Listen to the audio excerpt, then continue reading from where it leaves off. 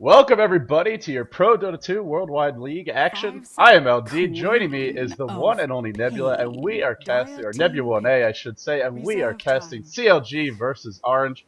For me, it is good morning, but for Nebula, it is very late at night.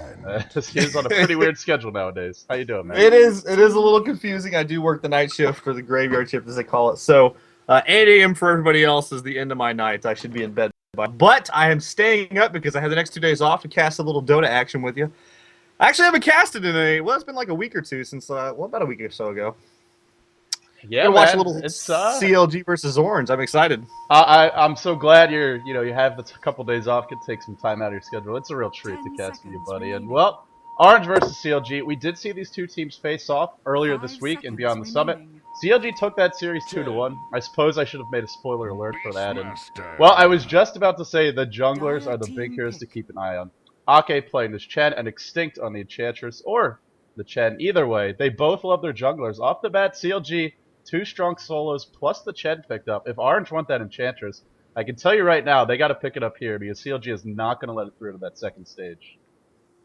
Yeah, I like the bans from Orange here. They banned Lycan and Fury, and obviously not having the first pick, you got to remove those two heroes. But the Naga ban is an interesting one to me. I feel like Naga's a hero that has started to, I wouldn't say make waves because that's a terrible joke, but she started to like make herself known in the competitive scene here recently. I don't know.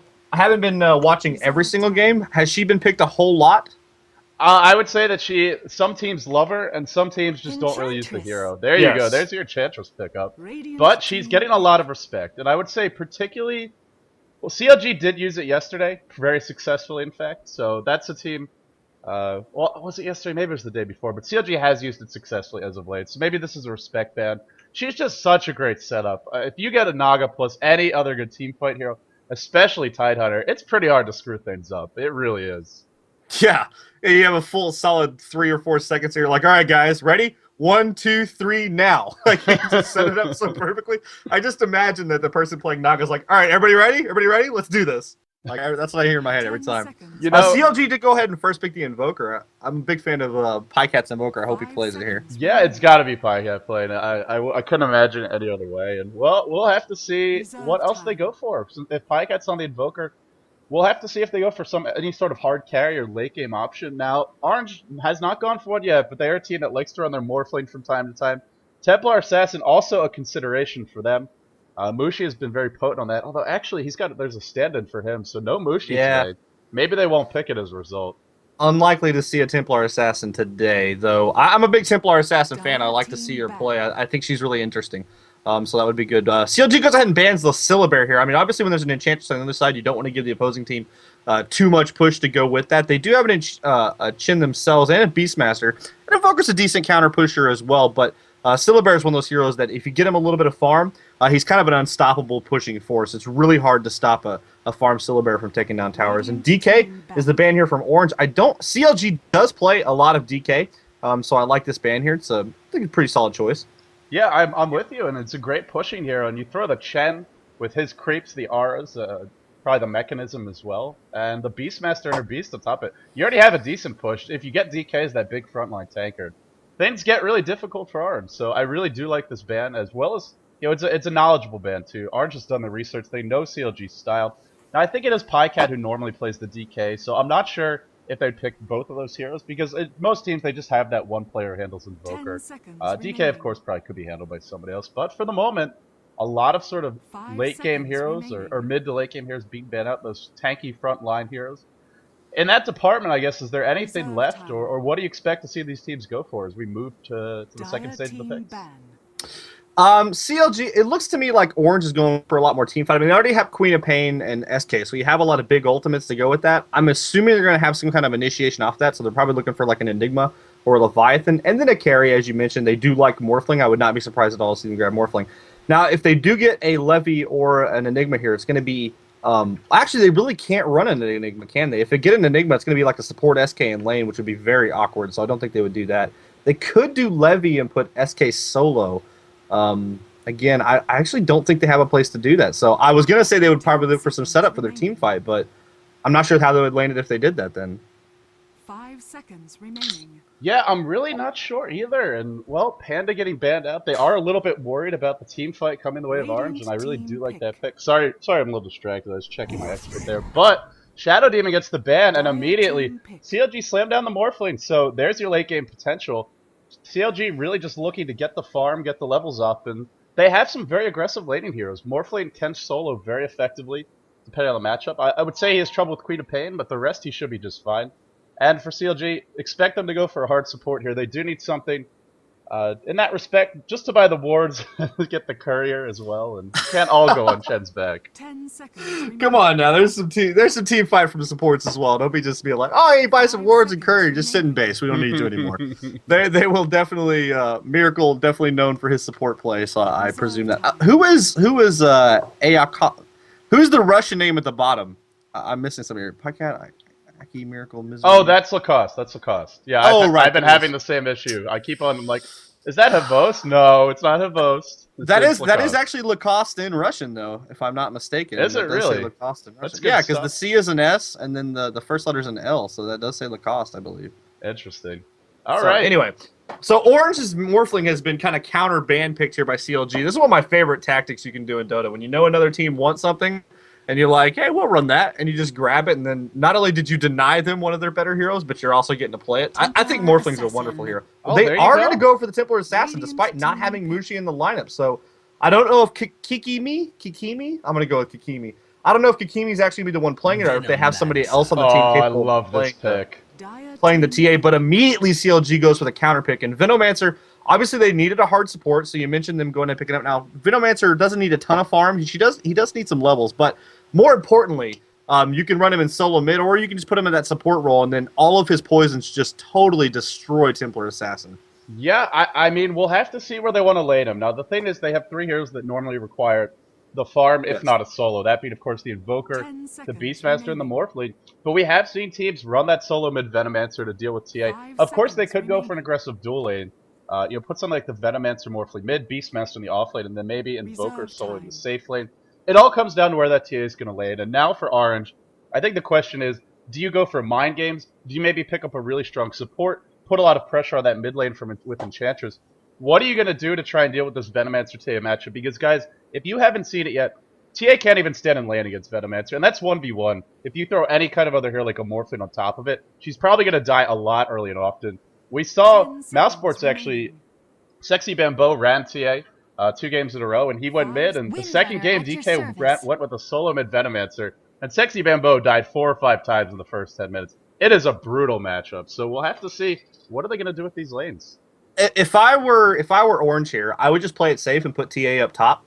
You already have a Queen of Pain that's capable of soloing the middle lane, so if you put Queen of Pain in there, she can be fine.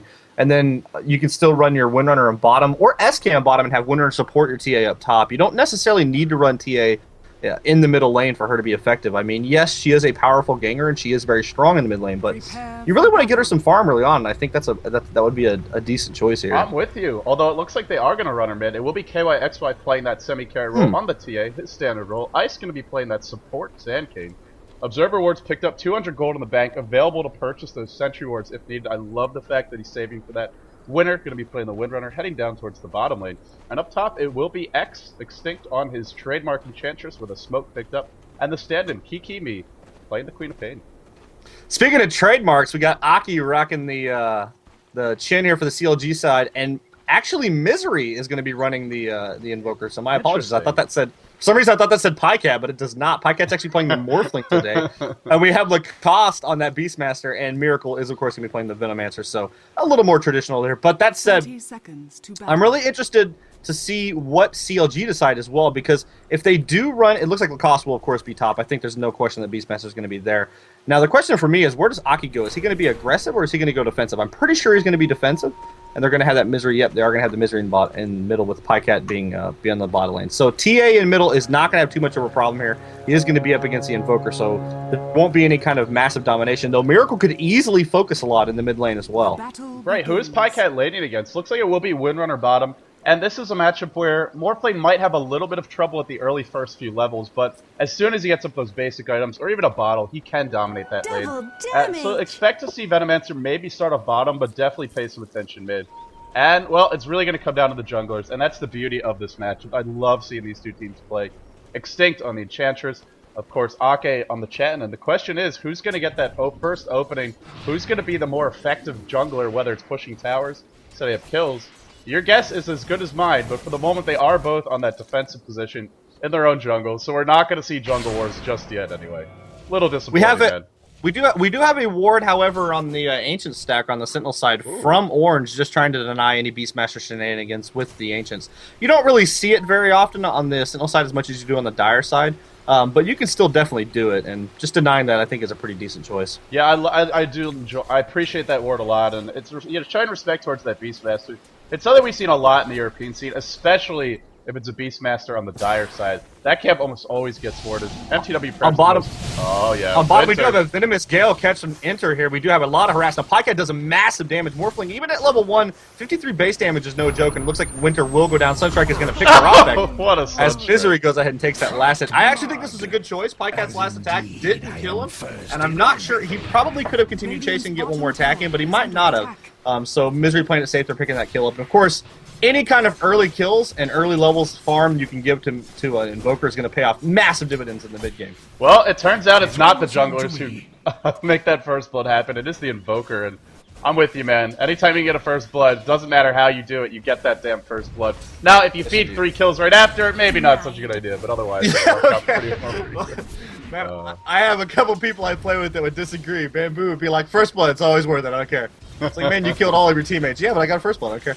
Anyway, in the middle lane, kyxy doing okay against Misery here in the early going. Of course, as that refraction levels up, he's got 2 levels of refraction, 1 point sideblades, and no meld just yet, of course. But as that refraction levels up, it's going to be very difficult for Misery to really outlast hit. Wraparound gank by Xtinct and Ice here. Not sure which way they want to go. Invoker, very, very gankable. Especially when you go for this Exhort build. It's a little greedy in a certain sense. Up against the Enchantress and the Sandcade, and here we go. They want Lacoste. Level 1 Burrow Strike should be enough. Finds Lacoste. They need perfect chain stun. Centaur Stomp to follow. Great chain stun. The Shadow Strike Lacoste will go down. The question is, can he deny himself with the boar? He's trying to. Not going to get it. Oh, great attempt anyway there. Cute it was a valiant effort. One of my favorite things is denying yourself with the boar. That has got to be one of the sickest moves in Dota. Well played, Lacoste, even though it didn't work. He did die, obviously. It was a nice effort. A little round of applause for me as well. Yeah. So we immediately see that the jungle initiation from Enchantress there. Now it was a little bit more of the awkward ones running around the side, but Akke has yet to make himself known. Though he does have a smoked up unit here. It looks like what the heck is a Centaur? Bit of a scale as well is going to be immediately deny any kind of refraction shenanigans. He will be able to crack the refraction, but it's going to go away almost instantly. A couple attacks here, and down he goes there for the axe. So we see an immediate rebuttal. So. Yeah, both teams being very effective with their offensive decision-making here. You know, we see the first blood bottom. Great play there for the Venomance, the Invoker, and pajkatt on the Morphblade. Smoke gank up, or not even a smoke gank. They just walked up towards that top lane, expecting the wards to be bottom. I believe they saw these wards getting placed, by the way. At least this lane ward, for sure, on the bottom lane, which suggests there won't be wards up top. And now we see another smoke gank, or another gank by a jungler paying off. So both teams, every time they go for kills, it's working. My advice to these teams, go for more kills, because it seems to be a good strategy. Your success ratio, if you make every 3, just keep shooting 3s. Winter, meanwhile, on bottom, barely level 2. She literally has just level 2. That's it. She is being completely denied off the lane. Cost, in the meanwhile, level 4 up top. So as far as long lanes go, definitely a big advantage there to CLG, and of course, pajkatt getting massive. Misery's going to go down here. Ice Wall's used, or is he? Needs to salve, but doesn't have one. Ooh. He will go down. If he had a salve there, that would have been a huge play, but unfortunately, alas. Actually, probably not, because kyxy was waiting in the wait for that top lane. Yeah, speaking of kyxy, it's a little Shadow Strike here on Lacoste, getting a bunch of harass here. I feel like the amount of farm that pajkatt's getting on bottom could be a bit of a problem for Orange. I mean, Morphling is not a hero you want to just give free farm to, although many teams seem to be okay with doing it, and I don't understand this. Why you just want to give Morphlings... Can I just say, pajkatt has gotten free farm every single game I've casted him for like the last 8 games. And can I just say, he hasn't lost a series yet, so it's not working. Venomous Gale on the winner. Maybe CLG will, or Argent will better luck, but it's not going to be winner's lucky day. Great body block, and what a Sunstrike by Misery. But that really wasn't just Misery Sunstrike, it was the team setting that one up, and now they get a kill. Early Rune of Precise picked up on Akke, and they're going to turn this Maybe not into a tower, as Akke takes a ton of tower damage. Oh, is he going to die to the tower? Lives with one more hit left. But that's going to slow down the push. He's got to be careful. Yeah, I want to point out, of course, the Exhort build in middle having paying dividends here. Exhort, of course, gives you a lot more map presence than Quas Wex does early on with all those sunstrikes around the map. And it kind of solves one of the biggest problems Invoker has traditionally had in the past, which is having any kind of impact early on in the game. So I really like the transition that most teams have done. Obviously, Exhort got buffed, and that was one of the primary reasons for it. But because of that shift, Invokers have had a lot more impact in the game early on. We see xtinct looking for maybe another gang here. He does have smoke this time if he wants to. Oh, well, kills off the bird on bird genocide there, and well, we'll have to see if he continues. Lacoste has to know something's up since his crow just died, or his bird just died, and well, he's gonna throw another one up there. xtinct should be able to kill it, but again, he has the. Oh, is Lacoste really staying? Oh, this could be a mistake. The slow, not gonna happen. They're just gonna go for the push instead. Radiant's top tower is under attack. Yeah, we do have actually Akke and Mirakel look like they want to rotate up top. They're not going to counter push on bottom, which I think is maybe a better choice here. They're going to go ahead and go for the defense. kyxy is up there as well. 4 heroes up top. Meanwhile, on bottom, Enter taking a bunch of damage from pajkatt. But I don't actually think CLG can defend this. They no, they cannot defend this. I'm completely with you. They cannot defend this, especially with Queen of Pain being level 6. Yeah, Miracle does go ahead and fire Venomous Gale just to slow down the creep wave. Axes as well. They may be just trying to defend the tier 2 tower, but they basically just given up a tier 1 for nothing. I mean, the tier 1 on bottom has literally full HP. They haven't tried to counter push at all. Sunstrike misses there, so Winter is going to survive. That would have been a kill. That was close. This time, Misery not connecting. And, well, I don't know if you got to watch the series where he played Windrunner, but this guy hit 5 2-hero shackle shots in a row in a team fight, or maybe it was 4. I was told I was exaggerating, but he's been on the mark with the skill shots as of late. This time doesn't connect on that Sunstrike, but not a big loss either way. And, well, he's getting close to level 7. We'll have to see. He did take in point at Wex, and I really like this choice. Even though he hasn't been ganked this game too much, but just having that point in Wex up against an Enchantress, and, as well as the other aggressive heroes on the orange. And that's something we haven't really discussed, is their mid-game potential. Little miscoordination there from CLG, actually. Misery went for the cold snap. Miracle was actually out of range for the Minimus Gale, and he just easily dropped Refraction and ran away. So, a bit of a mistake. That would have definitely been a dead Lanaya if not for that. So, kyxy, something coming out on the curve. Oh, just a magic wand. I thought maybe it's something bigger. And he's farming pretty well overall. 35-9. Oh, but Gale's going to hit. That's going to be trouble. Cold snap to follow. Can he reactivate that Refraction? Not in time, but they're not going to give chase. In comes the support. Was spotted by a Venomous Plague Ward up on the high ground here, and they're going to back off. So, both teams posturing, but nobody really committing. And Misery taking some creeps. Probably should back off a little bit. And he's going to do it. Yeah, taking up a little bit of the last hits. Obviously, pajkatt has that free farm lane in bottom, just about free farm. Winter has made herself a little bit more felt here recently. Top lane, Lacoste, probably going to die here to Shadow Strike. Ate the Queen of Pain ult, just hit him from long range. You're talking about 3-pointers. There's a 3-pointer. And Lacoste, one more right click, does the trick. And xtinct just fighting all the kills for himself. Not going to give any to the Queen of Pain here. Yeah, a little bit of last hit magic here from xtinct. I see what you did there. Get the rest. Yeah. So anyway, Kikimi is leading the farm actually at 51. So despite my my mention of free farm for pajkatt on bottom, you know the Queen of Pain at top has actually got more. Is this an acceptable trade to give pajkatt virtual free farm to Queen of Pain big? No, and I don't think so. And if not, how much longer do you want to let this go on? Are there items they're looking for? I mean, at what?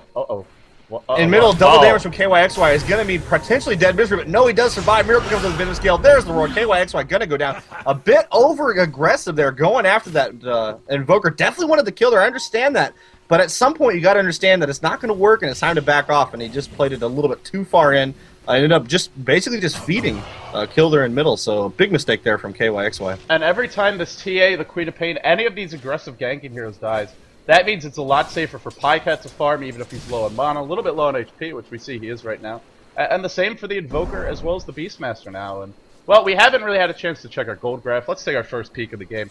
1,500 gold lead for the Dire, so they are winning in terms of that, and I believe it just comes down to this top tier 1. Yeah, bottom tier 1 has not been claimed for the Radiant. Experience-wise, we're very even. So the Dire with the slight edge. Orange have a very strong potent mid-game, and I guess the question is, are they waiting for certain items? So they want Arcane Boots, Blink Daggers.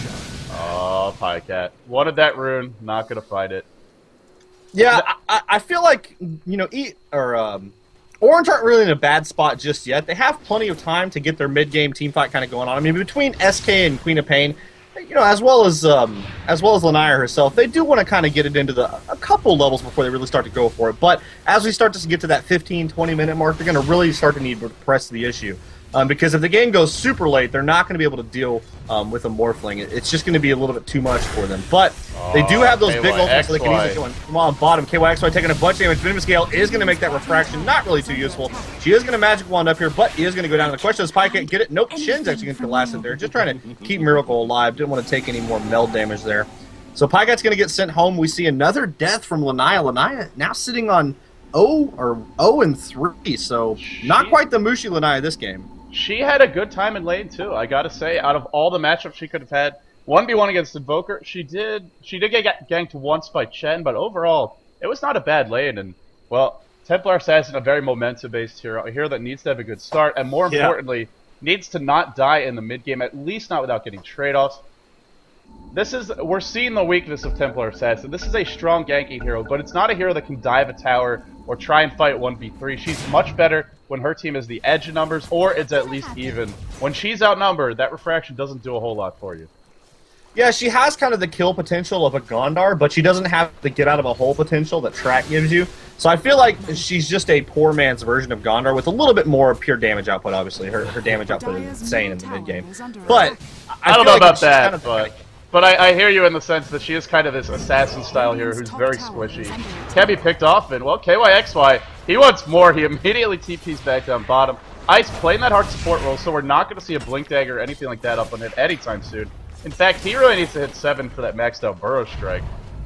To me, this is a point in the game where you have to get your Sand King some farm, because as we look at their team, where's the initiation going to come from? It's got to be that Sand Gate. Oh, KYXY, Burrow Strike in, Epicenter, Miracle should go down here, the Sunstrike, oh no, body block! Oh my goodness, he doesn't get the kill, though he finally does. Ice picks that one up, in comes Kiki, me and pajkatt still alive, morphing to strength, can KYXY bring him down? No, he cannot. pajkatt lives, Akke with a double, looking for the triple here. Oh, the shockwave narrowly missing.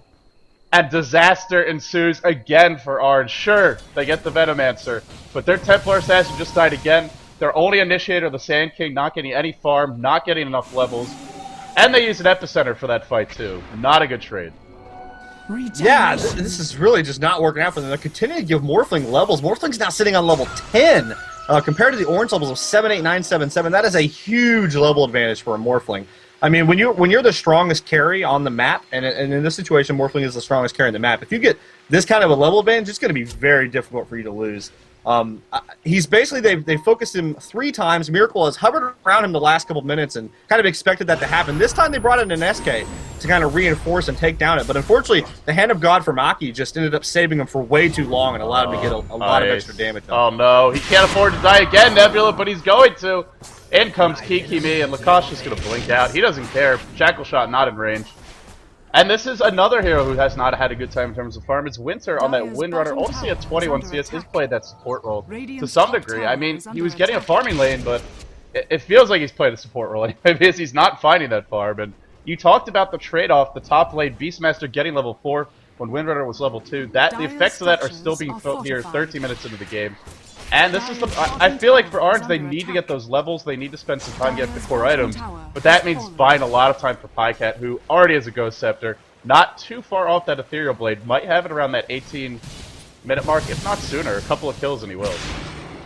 Yeah, I feel like the window of opportunity for Orange is getting a little bit smaller because of their early game fails. When you're a mid-game team, if you have every failure you have in the early game just becomes like expounded, is that the word I'm looking for?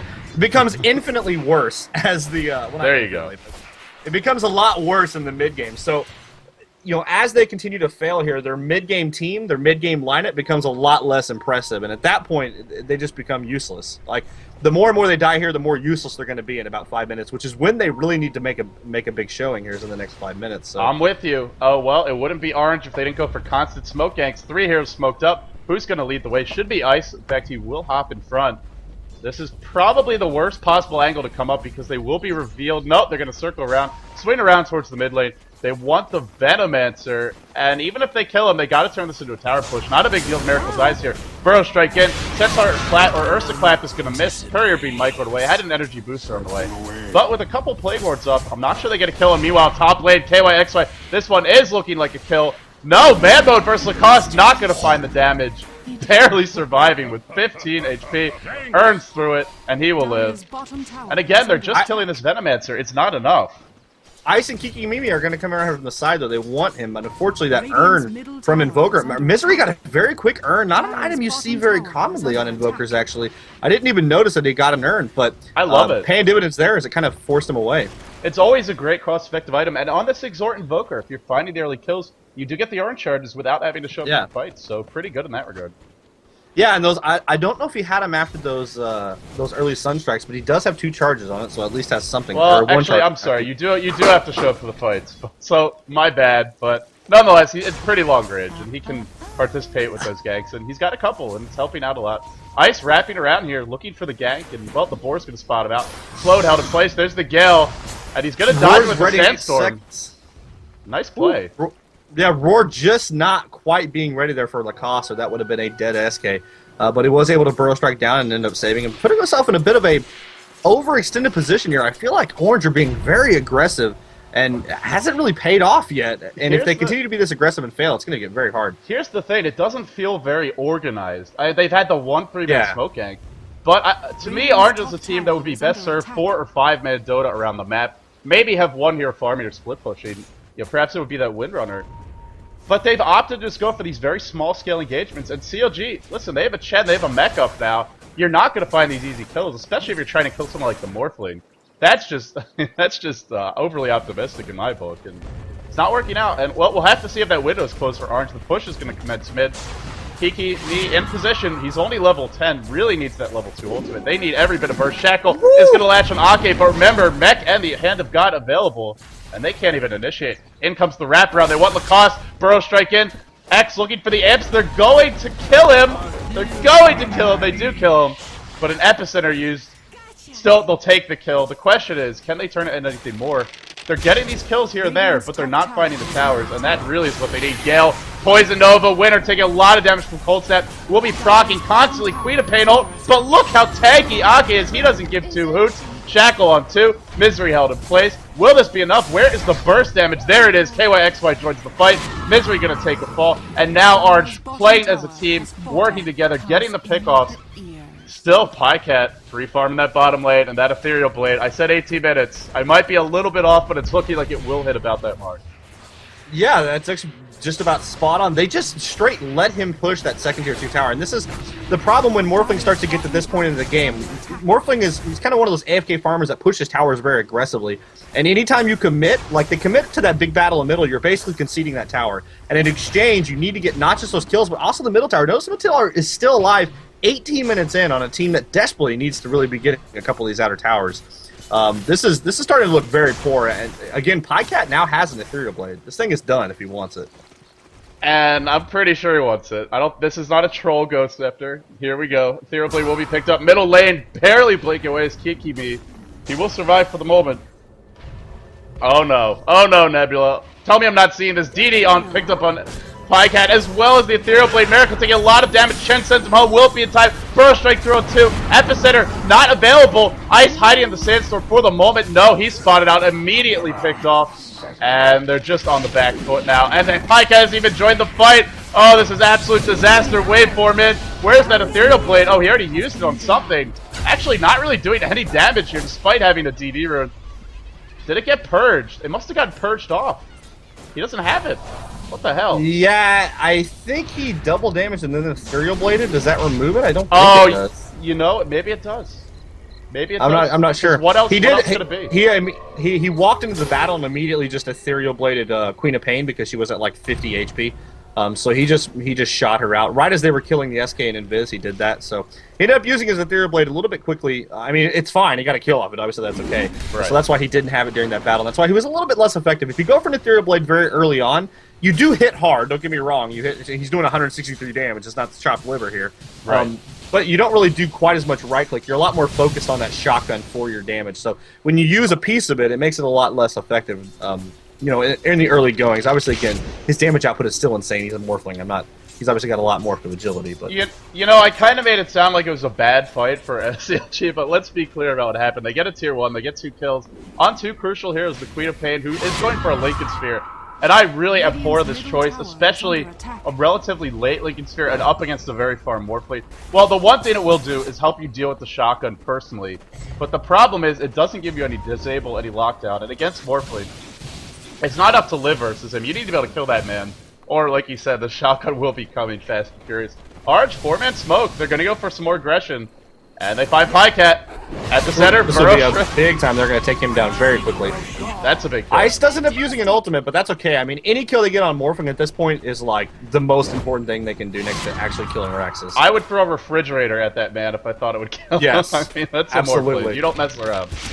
Well, what do you do now if you're Orange? You want to look to push. Can they really, though? I'm not so sure. Look at all the stuff that CLG have to slow this down. The Forge Spirits, the Plague Wards, the Chen Creeps, and just the auto attacks coming out from the heroes.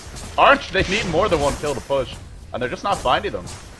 Yeah, this is a problem. When you take down the Morphling, you need to get something afterwards. They're not even going to be able to get this middle tower. As you mentioned, there's just too much stuff on CLG. They have a bunch of summons, they have conversions, they have the wards. It's just one of the hardest to push. Now, up top, Lacoste is going to get initiated on a kyxy. Looks like he's going to go ahead and roll in return, and we see a TP in it. Is KY just going to die again? He sure is. Man, you talk about Mushi not being in the team and not being there, and it's starting to see this showing here. Is this Lanai is not quite that impressive. Now, they do get the mid-tier 1, but they're going to lose Ice as well. Morphling picking up that kill. They get 2 kills for a tower. Not a good trade. You know, I understand the mindset completely, and I've certainly been there as a player. We've seen a lot of other players in this position. kyxy is not the first pro, not the first competitive Dota player to be aggressive on a hero that wants to be aggressive. Here's the problem. You can't tower dive CLG. They have a Chen. So even if you get that Beastmaster low, Chen can always heal him back up. The mech will often be available. Not to mention the counter gank potential, and Roar was online. If Roar was down, maybe that's a good play. But it's just not working for him. He's got to stop fighting on his own. The fights that Orange are winning are the fights where they play as a team. So yeah, I'm sure every Dota player can relate to the feeling of pressing. When you have an aggressive hero and it's not working for you, you start pressing harder and harder and harder, and ultimately you start having worse and worse successes. It happens not just in individual games, but also in you'll have a day where you're just pressing harder as you keep losing games. It absolutely happens. So. Fully 100% understand it, but you got to fight it as much as you can. Now, that said, they immediately pick up a Roshan, does CLG on the back of those 2 kills, and they give it to pajkatt. Pajkatt can now morph almost entirely to agility, and he does, in fact, just have 5 strength right now. Interesting choice to just randomly have 5. I'm not sure about that, but he now has a massive shotgun. That is one of the largest gauges you're going to get this early on, I'll tell you that. That one's not in the caliber list anyway. Ice, just double bracer picked up, and this continues to be a big concern for me for Orange. Where's the initiation going to come from? Ice, no blink dagger picked up. I guess kyxy can walk in with his Vanguard on a ranged hero this late into the game up against a shotgun Morphle. It does give him a little HP. It'll help him to tank. But to me, Templar Assassin is a go big or go home kind of hero. You don't win fights by staying alive. Or you don't win fights by trying to tank. You win fights by bursting heroes down. And kyxy doesn't really have much burst damage, especially against the strong defensive capabilities of CLGs. Alright, you're Orange right now. Yeah, Billy, you're on the back foot big time here. pajkatt is absolutely enormous. This is an absolute nightmare of a game. What do you do to try and get back in this one? I think you do similar to what you did recently. You 5-man gang somebody. Last time they found Morphling, and that was the most impressive one, but I actually think it might be better to 5-man gang one of the anti-pushers, as ridiculous as that seems. I think if they go for a 5-man push or 5-man gang into a 5-man push, I think that's just about the only way. I do want to mention that I think technically Lanaya is a melee hero. If I'm not mistaken, she does start out melee. I know Cyblade gives her range. Does she morph into... Actually, that's a good question. Maybe she does get that damage plus. Yeah, I think she's actually a melee type hero that gets extended range. Anyway, she is going to get caught out here. She gets netted. There's the roar. We're going to see a Queen of Pain ulti catching a couple heroes, but immediately mitigated by that mechanism. We see initiation from Ice, and again, Hand of God mitigating that. But the epicenter from Ice is too much. Miracle goes down. Sand King is going to get return killed. Morphling's Aegis gets used. No, it doesn't get used. Pajkatt continued to right-click people. Kikimi is going to be the next target down. He's going to go, as well as kyxy's Templar Assassin. So 3 heroes dead for just a Venomancer. By the way, X Living with what must have been 1 HP there because he had 4 when I clicked on him. And that was after he ran about 1,000 units out of the fight. It must have been the poison nova that took them down, but of course that does not deal fatal damage. So CLG, they win a fight, they get another tower, they don't lose the Aegis. I mean, you talked about Orange playing 5-man Dota, but CLG have that death ball at this point. They have the damage, they have the tank, they have the lockdown. They have everything they need to maybe not go high ground, but certainly knock down these outer towers, and we're seeing them. Yeah, you don't want a 5 versus 5. That's not exactly what I mean. Of course. 5 versus 1 situation or a 5 versus 2. 5 versus 5 is a bad deal. That's not what they're looking for. They need to split up CLG and kind of, make them pay individually. Now, the problem is CLG are too good of a team to really let them do that, I think. I think there's a good chance CLG is going to kind of hover around the pajkatt area for a good majority of the rest of this game, and it's going to be very difficult for Orange to break through this. Right, CLG is... I would like to see stats on actually how many games CLG... And really for a lot of teams, I feel this would be very interesting. When a team has a lead of a given amount, how often do they come back, or do they end up losing? For CLG, I want to say out of all the teams I've cast, they're definitely in that top, 20, maybe even 10% of teams where when they get a big lead, they just don't lose very often. And a part of it is that pajkatt usually has a hard carry in his hands, and if you get ahead with a really hard carry, it's pretty hard to lose. But it's also just, like you said, they're a smart, stable team. They play together, they ward intelligently, they build those utility items that help keep them alive, and they just don't make that many mistakes. They're not a balls-to-the-wall, aggressive, sometimes suicidal team like Dare or M5. They're very patient and coordinated, and, well, if they just want to farm this one up, they definitely can. pajkatt, not far off his Eye of Skady, if that's what he wants. Could be a Manta style, but I'm guessing Eye of Skady will be the choice here. Looks like Eye to me. I want to go back to the Portal Fast. I do think it has a lot to do with their general high game knowledge. That they've all been around a very long time, very long time. Obviously, I mean, many of these players, such as Mirakel, have been playing when I started playing, which is literally years and decades ago at this point. Coupled with the fact that they do pick hard carries a lot. I mean, they very often pick a hard carry, so it makes it very hard for them to lose a game when they get a lead. Right, and, well, they're not exactly taking too many big risks here. There aren't any openings for Orange, and they are doing the best thing, which is push out that bottom lane, get some farm up. kyxy going for what looks to be, I'm guessing this will be an Aghanim's. And they do need more burst damage, but even with an Aghanim's, I don't think it's enough. They need, double this. They need, an Aghanim's and an Ethereal Blade on the Squid of Pain. And, well, maybe they can catch Morphling with his Pain. I mean, obviously Morphling way before Zen goes for his Ethereal Blade. As long as it's not a dead Queen of Pain, and with the Lincoln Spear, it won't be her. She could theoretically then nuke him back. It is a great way to try and deal with that Ethereal Blade Morphling, is to go for that. I mean, we even see... I think we saw Dendi pretty recently play to Taker, went for a Dagon rush, and a leveled up Dagon is just absolutely devastating against Morphling when he goes into Ethereal form. So I agree. Out of all the heroes, she probably has the best chance of killing off. Maybe an Epicenter as well. Although I was surprised he found the last one in that fight because he was surrounded by 5 heroes. But even when he found it, it just didn't matter. It wasn't enough damage. Oh, hasted pajkatt wants xtinct. Xtinct is so screwed right now. This is a horrible feel. And is pajkatt done? No, he's gonna take down this creep for sure. And I think if he knows where kyxy is, which I don't think he does, he could turn and kill her. But I think actually he's just gonna go ahead and right click this whole creep wave. Just no problem. His Scotty is done. Yeah. 20-minute. Eye of Skady, Ethereal Blade. 28. Oh, sorry, 28. That's what I meant to say. Thank you. That would have been mega impressive. 500 gold per minute. Replicates in to join the team. Misery, by the way, has a BKB. Oh, nice. There goes your team fight initiation. Burrow Strike. Is he going to go for the high ground Epicenter? No, he's dead to that urn. Here comes the Queen of Pain ult, but look, it's just not enough damage. kyxy melted by the Test of Faith, as well as a couple auto attacks. Winner will take a spill too. And Orange are just out of gas. They don't have the items, they don't have the heroes. kyxy does get a kill, and might live, but he is not saving his team. kyxy has now got 2 kills this game. So doubling it up, man. He's twice as good as he was before. Now the problem is he's going to die as well. Yeah, there he goes. And with that, I would probably say Orange's hopes are dying as well. pajkatt is just too fat. I mean, he's level 19. He's a solid 3 levels ahead of kyxy and 5 or 6 levels ahead of most of the teams. I'm really glad you said their hopes are dying because it's very hopeful to try and go invis and just expect Akke not to be prepared with Sentry Ward. Did have 2 picked up and 3 observers. This guy always comes prepared for any challenge. If I'm ever going on a hiking trip, or a camping trip, I definitely want Akke there. Oh, pajkatt. Trying to do the big damage. Ice will get picked off again, and... Are they done yet? kyxy man mode activated. He's still got an Aegis, not even going to kill him once. Finally he takes his fill. Kiki me. Might pay for it with his life back. Comes pajkatt.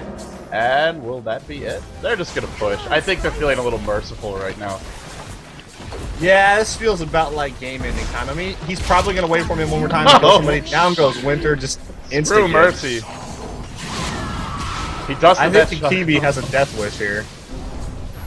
They're doing Orange is going to be the next one to go. Oh, that Sunstrike almost hit. Just barely missing.